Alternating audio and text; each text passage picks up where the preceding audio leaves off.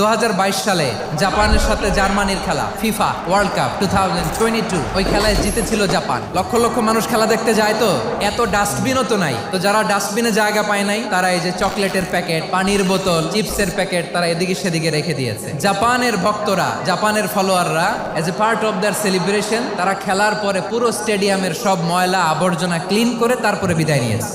ছোটবেলা থেকে Japan government ওদেরকে এত পরিচ্ছন্নতা শেখায়। ক্লাসে আমি দেখেছি, ক্লাসে নিজের বেঞ্চ নিজে মুছে, নিজের ক্লাসরুমটা নিজে পরিষ্কার করে, রাস্তাঘাটে একটা ধুলা নাই, ময়লা নাই, একটা টিস্যু নাই। খেলার পরে গোটা বিশ্বকে তাক লাগিয়ে দিয়েছে। জাপানের ফ্যানরা সবার রেখে যাওয়া গার্বেজ, টিস্যু, বোতল পরিষ্কার করে তারপরে স্টেডিয়াম থেকে বিদায় নিয়েছে। তাদেরকে কি ক্লিন করার দায়িত্ব দেওয়া হয়েছিল?